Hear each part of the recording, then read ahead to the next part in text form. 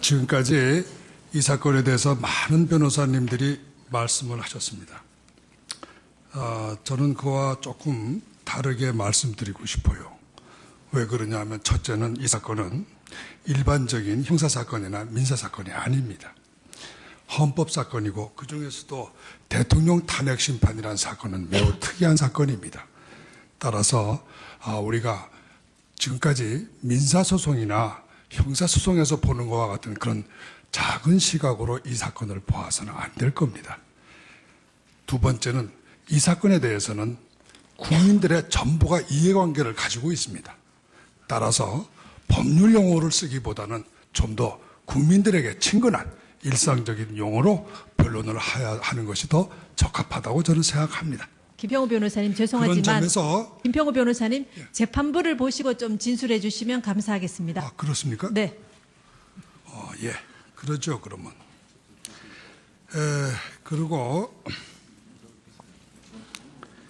먼저 이 사건을 크게 봐야 된다고 제가 말씀을 드렸는데 그런 점에서 저는 그 탄핵소추장에 나와 있는 탄핵사유 13개를 크게 두 가지로 분류하고 싶습니다.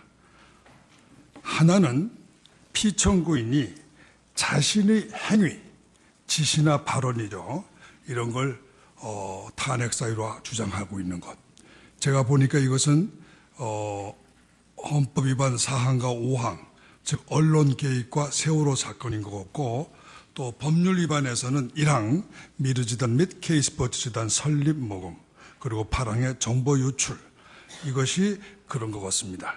나머지 탄핵 사유들은 피청구인의 행위라기보다는 최순실의 행위 이것이 헌법 위배나 법률 위배라는 전제에서 피청구인에게 공동정범이나 교사 또는 방조의 공범 책임을 묻는 것이라고 저는 보입니다. 두 번째로 이 사건을 다루는 데 있어서 많은 분들이 놓치고 있는 가장 중요한 부분이 있어요. 그것은 굉장히 기본적인 겁니다. 즉 고의 부분입니다. 고의. 탄핵 사유에 있어서 주관적 구성 요소인 고의에 대한 주장과 입증이 흔결되어 있기 때문에 이 사건 탄핵소추는 헌법 제65조의 탄핵사 요건을 처음부터 갖추지 못한 겁니다. 헌법 제65조에 보면은요, 헌법에 위배되는 직무집행과 법률에 위배되는 직무집행 이렇게 탄핵사유가 규정되어 있는데 여기서 말하는 헌법 위배나 법률 위배라고 하는 건 과실에 의한 헌법 위배나 법률 위배 말하는 거 아닙니다. 또 이것은 분명히 고의적인 헌법 위배나 법률 위배를 말하는 것입니다. 여러분도 다 아시다시피 고의 없이 처벌 없다. 이것은 근대법의 가장 기본적인 원리입니다. 그런데 여러분들이 이 사건 탄핵소추장을 유심히 읽어보세요. 피청구인에게 고의라는 구성요건을 적시한 단 한마디 말도 없습니다. 뿐만 아니라 지금까지 2달여간 진행된 증거조사에서 피소추인 박근혜 대통령의 고의를 입증하는 어떠한 증거 제시도 없었습니다. 예를 들었습니다. 세월호 건을 보십시다. 생명권 경시라는 헌법 위반이 탄핵 사유인데 이게 성립되려면 단순히 생명권 존중 의무에 합당한 행위를 하지 않았다. 이런 부작위를 말하는 것으로는 부족합니다. 그 부작위가 고의적이었다는 것이 입증돼야 됩니다. 그런데 그 입증은커녕 주장 자체가 없어요. 다른 12개 사항도 모두 마찬가지입니다. 이 사건 소추장 전 페이지에서 피청구인이 헌법 위배나 법률 위배를 고의로 하였다는 단 한마디 주장이나 입증이 없습니다. 혹시 청구인은 고의는 행위석에 당연히 내포되니까 따로 주장하거나 입증할 필요가 없다 이런 생각인 것 같아요. 그러나 이것은 근거 없는 주장입니다.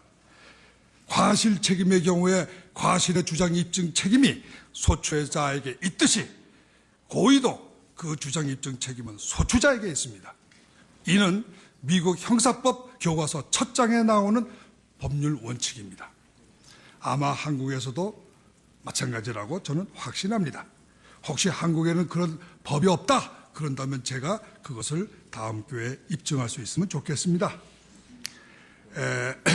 만일에 고의의 주장 입증 책임을 청구인이 지지 않고 피청구인이 진다면 피청구인은 자기에게 고의가 없었다는 것을 주장 입증해야 됩니다. 그런데 이것은 마치 소추에서 피청구인이 세월호 사건 7시간 동안에 어디서 무엇을 하였는지를 밝혀야만 무죄가 된다는 식의, 이거는 시대에 완전히 뒤떨어진 소추입니다. 또 재판입니다. 요컨대 또 어떤 분은 이렇게 말씀하시는 것 같아요. 고의를 어떻게 입증하냐고. 고의는 간단하게 입증합니다. 정황 증거에 의해서. 다만 중요한 것은 어떤 정황 증거가 있기 때문에 고의가 있다는 주장과 증거 설명이 있어야 되는 겁니다. 그런데 지금까지 이러한 정황 증거에 대한 증거 설명은 한 번도 없었습니다. 또 고의에 대한 입증 방법은 의외로 간단한 것입니다. 미국 법에서는 처벌이 선례가 있다는 것을 검사들이 가장 흔히 쓰는 고의의 입증 자료로 쓰고 있습니다. 즉 기소 사실과 동일한 사건을 법원이 그전에 처벌한 선례가 있고 그 선례가 공식 문서나 판례집에 소개되어 있어서 널리 일반인, 피소추인을 포함한 일반인에게 공지되었다. 이런 자료가 있으면 피청구인은 이러한 처벌 선례가 있다는 것을 알면서 같은 행위를 저질렀기 때문에 고의가 있다고 인정되는 것입니다. 흔히들 이렇게 고의는 쉽게 입증 방법이 얼마든지 있는 겁니다. 그렇기 때문에 입증 방법이 없어서 고의를 입증 못한다고 하는 것은 성립되지 않습니다. 흔히들 미국을 판례법 국가다 이렇게 말해요. 이것은 판례가 법원이 된다는 의미인데 여기서 말하는 판례로서의 선례를 말하는 게 아니고 여기서 제가 말하는 건 고의의 입증 방법 내지 입증 자료로서의 선례를 말하는 겁니다. 요컨대 판례와 선례는 전혀 그 의미가 다른 것인데 우리나라 법조계에서는 아직도 이 양자가 제대로 구별되지 않고 오해가 많이 생기고 있는 것 같습니다.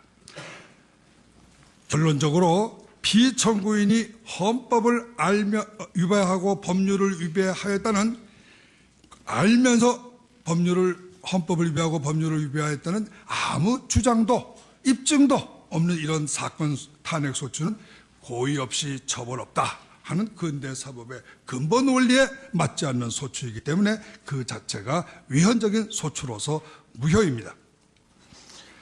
이러한 문제는 박영수 특검의 경우에도 역시 많이 나오고 있어요. 김기춘 씨나 또는 조윤선 장관을 기소할 때 그 직권남용에 보면은 공소장을 제가 보고 또 영장도 봤는데 고의에 대한 주장 입증이 전혀 없어요. 예. 그러니 어떻게 요건 사실도 안 맞추고 영장을 청구하고 기소를 한다는 건지 정말 이해가 안 갑니다. 제가 다음에 지적하고 싶은 거는 이번에 탄핵소추는요, 개인 책임의 원리를 반하고 있습니다. 즉, 연대 책임 내지는 조선시대의 연좌제를 전제로 하는 탄핵소추입니다. 왜냐? 이 건 탄핵소추에서 세월호 사건을 제외한 나머지 12개 탄핵 사유는 피청구인 대통령 박근혜의 행위가 직접 헌법 위배나 법률 위배가 된다는 그런 주장이 아니에요. 이거는 친구 최소원인가요? 예, 비리 부정이 헌법 위배나 법률 위반이므로 박 대통령이 친구니까 책임져야 한다. 이러한 연대 책임 이론, 정확하게 말하면 조선시대 연좌제, 이거를 주장하는 것입니다. 또 그 주장에 의한 지금까지의 입증이었습니다. 이런 전제 위에서 청구인은 지난 2달 동안 최서원 등 형사사건의 검찰 및 법원 증거를 이 사건 피청구인 탄핵 사건의 입증 자료로 옮겨오는데 모든 재판 시간을 다 소비했던 것입니다. 그러나 설사 이 탄핵 사건의 자료들이 다 인정되더라도 이것은 최순실과 안종범의 유죄의 증거이지 어떻게 이것이 피청구인의 유죄 증거가 될 수 있겠습니까? 적어도 우리나라는 민사상의 재산권에 대해서만 그 책임에 대해서만 연대 책임을 인정하고 있습니다. 형사 책임, 연대 책임 하나도 없어요. 징계 책임 마찬가지예요. 처벌에 있어서는 연대 책임은 존재할 수가 없습니다. 그것은 우리나라 헌법이 개인주의, 개인 책임이 원리 위에 서 있기 때문입니다. 그 다음에 공범 책임의 요건인 공범 요소 의사의 주장이 입증이 없습니다. 형사법에서 타인의 행위에 대해서 처벌받으려면 공범자 요건이 갖추어져야 됩니다. 즉 공범자로서의 범죄 의사가 있어야 되고 그 공범자의 범죄 의사에 의해서 어떠한 범죄의 관여 행위, 보험이라든가 격려라든가 코치라든가 지시라든가 이런 것이 있어야 되는 겁니다.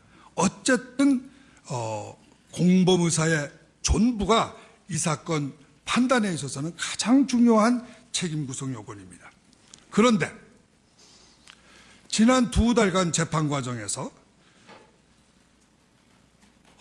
헌법재판소는 이 사건의 최대 쟁점인 대통령의 공범의사 이것을 쟁점으로 정리하지 않았어요. 청구인도 한 번도 이 공범의사를 구성 요건으로 주장한 적도 없고 입증한 적도 없습니다. 주장 입증 책임이 있는 쪽이 청구인인데 이쪽에서 한 번도 주장 입증을 안 하는데 무슨 이유로 피청구인 측에서 공범 의사가 없다 이렇게 반증을 해야 됩니까? 이거는 이 사건은 청구인 측에서 피청구인의 공범 의사를 소추장 자체에다가 적시하지도 않았고 지금까지 입증한 적도 없기 때문에 다른 점은 더 볼 것도 없어요. 이거는 전부 다 각하되거나 기각되는 겁니다. 그 다음에 의결 정족수 요건이 흠결됐다는 점을 지적합니다.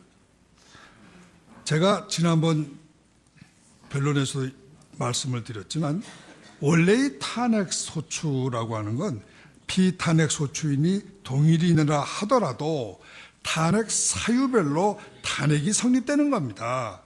이거는 이혼 사유가 이혼 사유별로 성립되는 것과 같습니다.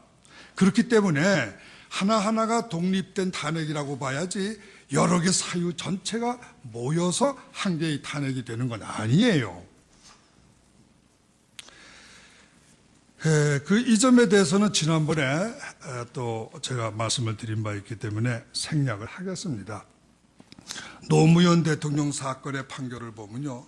아까 여러 변호사님들이 인용을 하셨지만 중대한 위법성이라는 이론이 나옵니다. 그러면 이 중대한 위법성의 이론은 무엇을 의미하느냐? 이거는 탄핵의 여부는요. 그 탄핵 사유가 몇 가지냐? 숫자를 세는 게 아닙니다. 그 양을 세는 게 아니에요. 그게 아니라 한 개 한 개의 그 탄핵 사유가 탄핵을 결정할 만한 정도의 중대성, 그러니까 질을 보는 겁니다. 양을 보는 게 아니라 질을 보는 거예요. 그렇기 때문에 13개 탄핵 사유 전체가 모여서 한 개의 탄핵이 된다 이러면 이건 양을 보는 겁니다. 질을 보는 게 아니에요. 그런 점에서 중대성 위법의 법리 이 자체가 벌써 탄핵 사유는 개별적으로 탄핵이 된다고 하는 그 당연 누구나 다 알고 있는 외국에서는 누구나 다 알고 있는 이 자명한 법리를 전제하고 있는 겁니다. 우리 국회가 이 자명한 전 세계 사람들이 다 아는 이 자명한 법리를 무시하고 있는 거예요. 국회법을 근거로. 아니, 국회법이 어떻게 헌법보다 위입니까? 난 그걸 이해할 수가 없어요. 이 주장을 하는 사람들을. 또 지금 말씀대로 한다면요. 좋다. 그러면 국회의 말대로 한다면요. 13개 사유를 개별 투표했더라도 13개 사안 전부에 대해서 234명이 찬성했을 거다. 이런 가설이 성립돼야 됩니다. 그렇잖아요. 근데 그 가설이 성립이 돼요? 그걸 입증한 적이 있어요? 입증한 적 없습니다. 소추인 측에서 그것을 입증한 적이 없어요. 그런데 어떻게 13개 사유 전체에 대해서 234명이 찬성한 것과 똑같은 법적 효과를 주장하시는 겁니까? 저는 이것을 정말 무슨 논리인지 지금쯤 되면은 인정을 하시고 철회를 하셔야 될 텐데 아직도 철회를 안 하시는 거는 도대체 어떤 근거와 이론을 가지고 그러시는지 권성동 법사위원장님께서 좀 답변을 언제 하셔야 될 것 같아요. 제가 볼 때요, 이 12월 9일 날 국회에서 3분의 2 찬성을 받았다 하는 거는 탄핵을 찬성한다 하는 어떤 정치적 의미의 의결이라면 이해가 갑니다. 예, 정치적 의결이다. 우리 정치인들의 의결. 그거는 이해가 가요. 그러나 탄핵은 정치적 결의가 아닙니다. 법적인 결의예요. 법률 요건을 갖춰야 돼요. 헌법 요건을 갖춰야 되는 법률 행위입니다. 이거는 정치 선언이 아니에요. 정치적인 단체 행위가 아닙니다. 구별하셔야 돼요. 다음에 이 탄핵 소추장을 보면요, 참 이거 누가 쓰셨는지 모르겠는데 정말 제가 참 통탄해요. 이거 우리나라 사람들, 우리나라 젊은이들요, 이 탄핵 소추장 가지고 국어 공부하면 큰일 납니다. 왜냐고요? 첫째, 구체성이 없어요. 둘째, 명확성이 없어요. 셋째, 논리성이 없어요.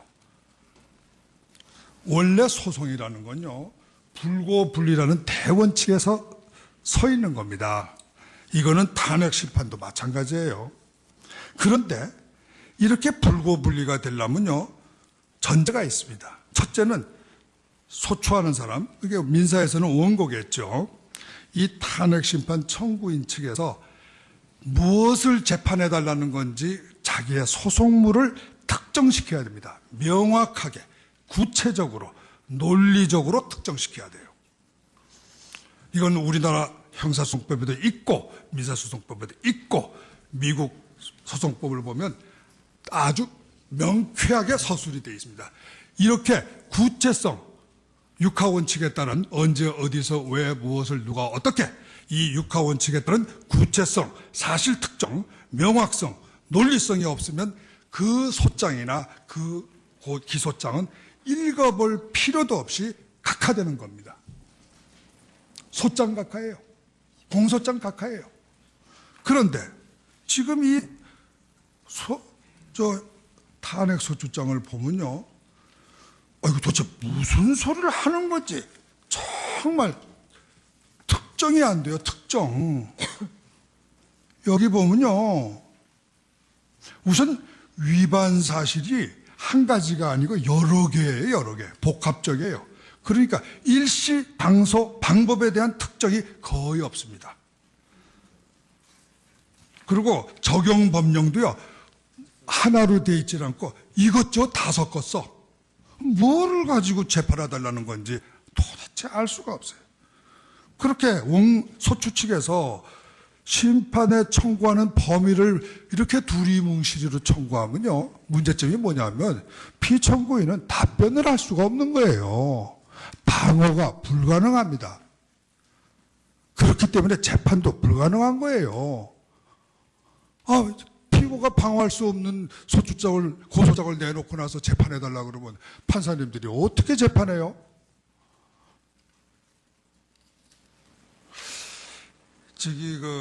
형법 제254조 한번 읽어보세요. 여기 소추장, 고소장, 기소장은 반드시 일시장소를 특정하라고 되어 있어요. 이게 소추장도 일종의 기소장이니까 일시장소가 특정돼야 됩니다. 특정되어 있지 않아요. 아주 대표적으로 헌법 위반 탄핵사유 1이라는 거 한번 보세요. 이거 보면요. 이게 앞에 뭐라고 되어 있냐면 박근혜 대통령은 공무상 비밀 내용을 담고 있는 각종 정책 및 인사 문건을, 각종이라는 게 뭐예요? 도대체 몇 개입니까 이거? 각종이라 그러면 범위가 어느 범위예요 도대체? 1000장입니까? 1000건입니까? 10,000건입니까? 이런 기소장이 세상에 어디 있어요? 그 다음에 이거를 직원을 시켜서 최순실에게 전달하여 누설하고, 최순실에게 전달하면 누설이 됩니까? 누설이라는 게 그런 뜻이에요. 이쪽 소위 비선실세로서, 이거 뜻을 아세요? 비선실세 개념을 정의해야 될 거 아니에요. 사람을 때려잡으려면 정확한 용어를 사용해야 돼요. 비선실세라는 뜻도 모르는 단어 가지고 대통령을 잡겠다? 참 이거 김평우 변호사님, 대통령을 잡겠다는 말씀이 너무 지나치지 않습니까? 예, 그러면 기소, 소추하겠다, 쫓아내겠다 이렇게 고치겠습니다. 그 용어 선택에 좀 신중해 주십시오. 예, 제가요 용어 선택이 참 부적절했음을 사과드립니다. 예, 용어를 적절하게 선택하려니까 어떻게 의미 전달이 좀 잘 안 되네요. 그래서 제가 쉽게 전달하기 위해서 썼는데 부적절한 용어임을 제가 사과드리겠습니다. 어쨌든 쭉 그 내용을 읽어보시면요, 너무 단어들이 추상적이고 일자와 특정이 안 되고 내용은 자기만 아는 단어를 쓰고 있고, 참 이거는 이렇게 하면 안 된다고 저는 생각합니다. 그리고 적용 법령을 또 한번 보세요. 권성동 위원장님이 쓰신 탄핵소추 헌법 1항의 적용 법령이 어떻게 되는지 아세요? 국민주권주의 제1조 대의민주주의, 헌법 제67조 1항 법치국가 원칙 파괴, 국무회의에 관한 헌법 규정 위반, 대통령의 헌법 수호 및 헌법 준수 의무 위반, 7개예요. 제가 조항을 씌워보니까 7개 조항의 헌법 위배예요. 그러면 뭐를 탄핵한 거예요? 7개 전부? 구체적으로 그러면 탄핵 사유는 7개가 다 여기 들어있어야 될 거 아니에요. 논리적으로 연결을 시켜줘야 될 거 아니에요. 그래야 우리가 이해할 수 있잖아요. 그래야 피청구인이 이해를 하고 답변을 낼 텐데, 이거 혼자 하시는 이상한 두리뭉실이 이걸 쓰셔가지고 도대체 이쪽에서는 뜻을 몰라서 방어를 못하게 만들면 그거 어떻게 되겠습니까?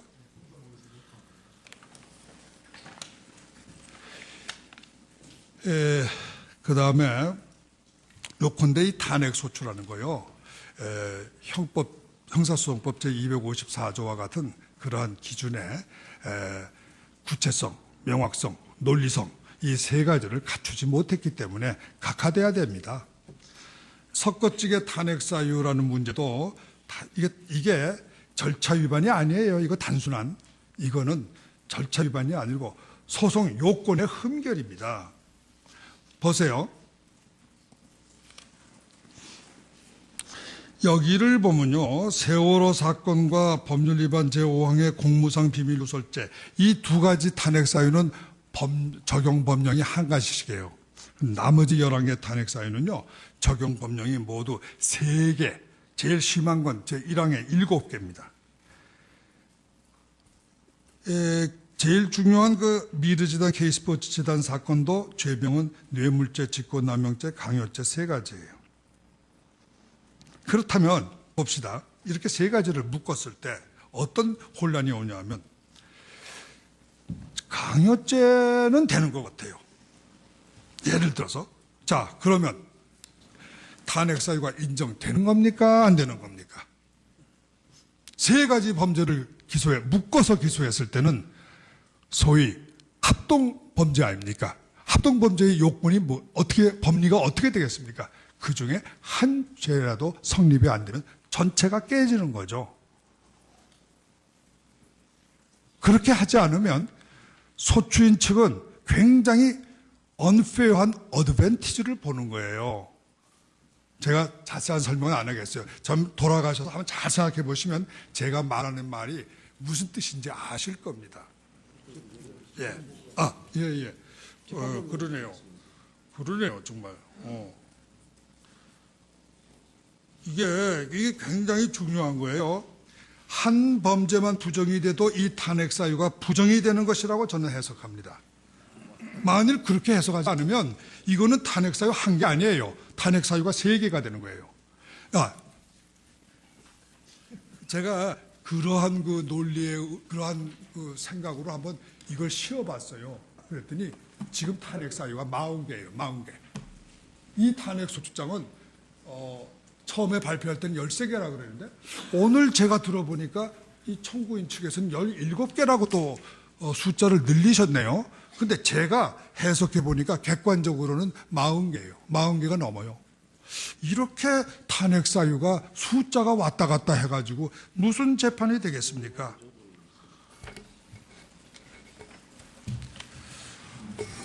그 다음에 탄핵 소추 사유 저는 변경된 거로 보이네요. 왜 그러냐? 단적인 증거가 오늘 그 소추인 측에서 대리인께서 말씀하시는 거 보니까 탄핵 사유가 17개라고 그러네요. 예. 그런데 탄핵 사유는 지금까지는 13개라고 공식적으로 발표되어 왔었어요.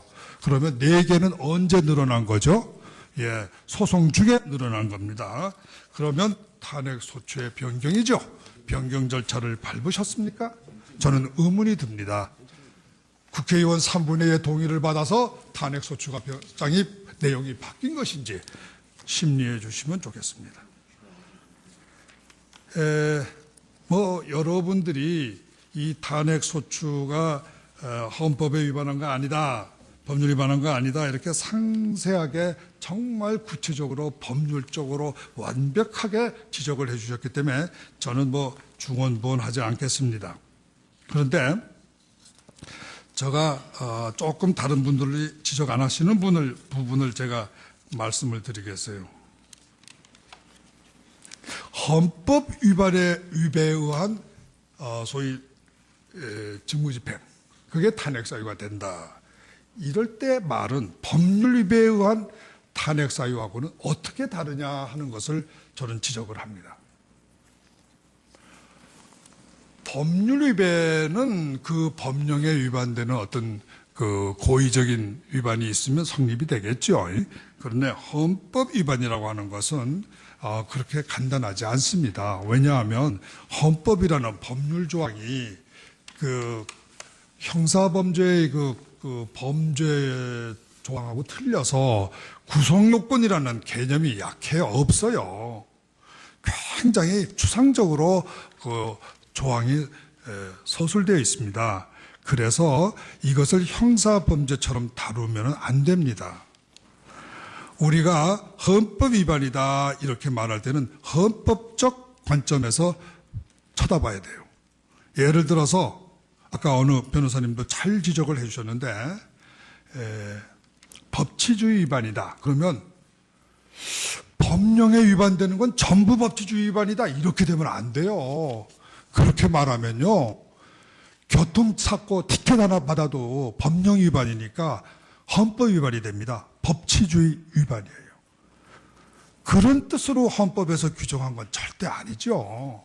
헌법에서 규정한 거는 그런 뜻이 아니라 법치주의 위반, 이 말은 법치주의 그 자체를 비난하거나 공격하거나 반대하는 걸 말하는 거예요. 그래서 그것이 법치주의를 흔들 정도의 어떠한 그 위험을 초래했을 때 비로소 그것은 법치주의 원리에 위배되는 헌법 위배가 발생하는 겁니다.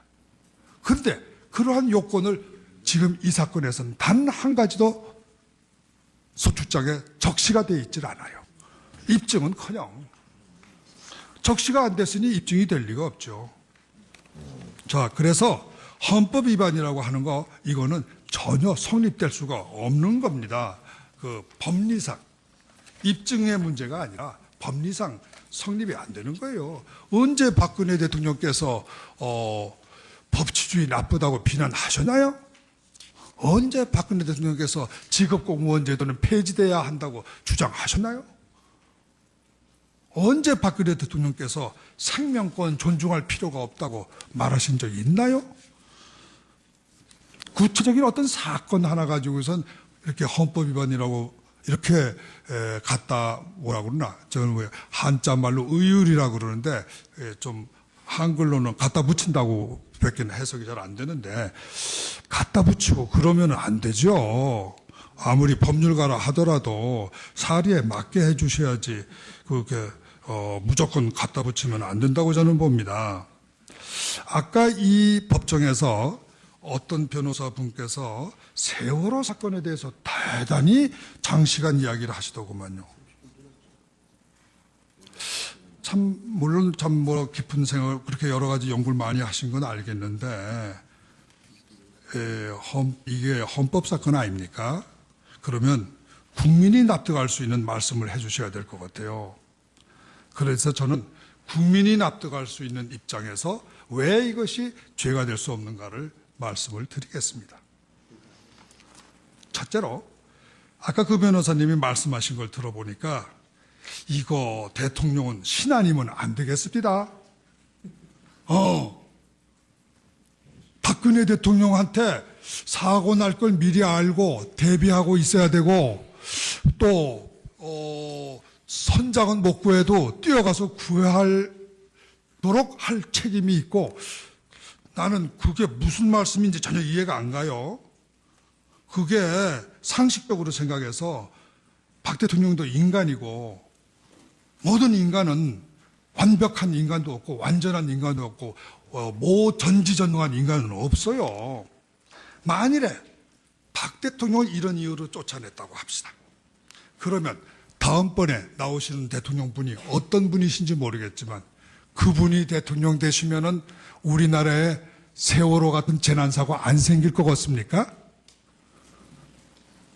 박 대통령 때문에 세월호 피해자 300명이 죽었다는 이 3단 논리는 정말 어떤 법률을 그렇게 공부하셨는지 모르지만 성립될 상식에 맞지 않는 주장입니다. 어떻게 법률을 배워서 법률론을 전개하는 건 좋지만 그 결론이 국민의 상식에 맞지 않으면 저는 그거는 궤변이라고 느껴요. 저는 법률을 중간에 전개하는 논리로 보지 않고 그 결론으로 봅니다. 그 결론이 상식에 맞지 않으면 틀린 법률론이에요. 지금 이 세월호 사건에서 말이죠. 법적 책임을 왜 묻느냐고 그러시는데 아니 그러면 법적 책임을 묻자고 탄핵한 거 아닌가요? 이거 무슨 정치적 책임? 글쎄 박근혜 대통령이 세월호의 피해자를 구조해야 되는 정치적 책임이 있다. 글쎄 그거는 옛날 조선시대 왕들에게는 뭐 그런 논리가 있었죠. 그러나 지금 현대 지금 21세기 국가에서 그런 논리를 피신다 그러면 다른 나라 외국 사람들이 웃을 겁니다. 제가 볼 때 첫째는 이게 안 되는 이유가 박 대통령이 우선 그 7시간 행적이라고 하는 건 그거를 꼭 밝혀라 이렇게 요구하는 건요. 표현의 자유를 침해하는 거예요. 왜 그런지 아세요? 우리가 헌법상의 표현의 자유라고 할 때는 언론의 자유, 표현의 자유를 말할 때는요. 침묵의 자유도 포함한 겁니다. 노 코멘트도 포함한 거예요. 어떻게 노 코멘트가 헌법 위반이 됩니까? 난 대체 침묵하는 걸 가서다 침묵하는 걸 범죄로 만드는 그런 논리가 어떻게 성립이 되는지 이해할 수가 없어요. 그리고 이 세월호 사건은 언제적 일입니까? 이 탄핵 소추장 쓰시기 2년 반 전인 거로 제가 알아요. 원래 탄핵이라고 하는 건요. 지나간 일 가지고 하는 거 아닙니다. 옛날 옛적 일 가지고 하는 거 아니에요. 에? 근데 이거 2년 동안 가만히 있다가 와서 그거를 가지고 탄핵을 한다? 그러면 도대체 탄핵이란 건 시효가 없나요? 저는 그거 굉장히 무슨 그 근거에서 이거를 주장하시는지, 제가 알고 있기로는 독일에서는 이 시한 제한이 있는 거로 압니다. 이 탄핵의 사유가 될 수 있는 소위 비리나 부정 이런 건 얼마 기간이 제한이 있다고 알고 있어요. 좀 김평우 2년 변호사님, 반은 조금 지금 지나친 것 시간이 같습니다. 아까 말씀하신 시간보다 좀 많이 경과됐는데요. 요약해서 압축적으로 좀 말씀해 주시면 감사하겠습니다. 또 진술하실 분이 여러분이 계시니까 그거 좀 양해해 주시면 감사하겠습니다. 네, 그래요. 예. 그러면 많이 있지만 협조해드리기 위해서 아주 간략하게 여기 서면 진술로 서면을 읽어봐 주시는 거로 알고 제가 그러면 요점만 이야기하겠습니다. 뇌물죄 이야기에 대해서 하겠습니다. 여러분, 이 대통령 뇌물죄라는 건요, 외국에는 없어요. 없는 걸로 알고 있어요. 근데 좋아요. 이따 합시다. 우리나라에는 있습니다. 노무현 대통령과 전두환 대통령께서 소위 포괄 뇌물죄라는 판례를 만드신 사건이 있어요. 아마 제가 알고 있기로는 지금 국회가 박근혜 대통령을 이렇게 뇌물죄로 소추한 거는 바로 전두환 노태우 대통령의 그 포괄 뇌물죄를 그대로 여기다 갖다 붙이시는 것 같아요. 지금 박영수 특검이 열심히 조사하는 것도 바로 이 포괄 뇌물죄 이론을 여기다 적용하시려는 것 같습니다. 그런데 생각해 보세요. 이 전두환 노태우 씨의 그 사건은요, 통치자금 비리입니다. 직접 청와대에서 자기가 돈을 받았어요. 재단에 넣은 적 없어요. 통치자금으로 쓰겠다고 보유하고 있다가 들킨 겁니다. 어떻게 그 사건하고 지금 이 미르재단, K스포츠재단이 같은 사실관계입니까? 전혀 사실관계가 다른데 그거를 적용하겠다. 참 잘못된 거죠. 네, 포괄뇌물죄 이런 재단법인의 설립에다 적용하는 거 아닙니다. 재단법인의 설립하는 법리는 따로 있어요. 그 마땅한 그 사실관계에 맞는 그러한 법률을 찾아서 적용하셔야 된다고 생각합니다. 여기 KD 코퍼레이션서부터 시작해서 여러 가지 이권 개입 이게 있는데 저는 여기 다른 분들이 다 말씀을 잘 하셨기 때문에 그 문제에 대해서는 제가 더 이상 추가해서 특별히 말씀을 드리지 않겠습니다. 끝으로 아까 여러분들이 소위 탄핵은 단순한 법적 책임이 아니라 정치적 책임을 묻는 거다. 굉장한 잘 모르는 여러 이론을 세우시더구만요. 아까도 다시 말씀드렸지만 저는 그런 복잡한 법률 이론은 사용하지 않습니다. 상식으로 이야기를 하겠습니다. 먼저 인기 이야기인데 국민이 신임을 거두었다. 이거 시인들이 하는 말인데 거두었다. 그래 좋아요. 뭐를 증명하셨나 보니까 인기가 5% 떨어졌던 거 가지고 증명하시더구만. 신임을 거둔 증거가. 그리고 촛불 집회. 근데 그건 한쪽 증거만 본 거 아니에요? 그러면? 아니, 태극기 그 집회는 여기 왜 고려하지 않나요? 그 고려 대상이 안 되나요? 또 인기라고 하는 건 제가 조금 어폐가 있는 비유인지는 모르지만 주식 시세 같은 거 아닙니까? 그날 그 시간 바뀌는 거 아닙니까? 뭘 그런 걸 가지고 재판을 하자고 그러시는지 참 이해가 안 갑니다. 저는 만일에 이런 식으로 정말 매일같이 바뀌는 인기 또 그야말로 정말 참 이런 걸 가지고 말이죠. 신임을 거뒀다 말았다.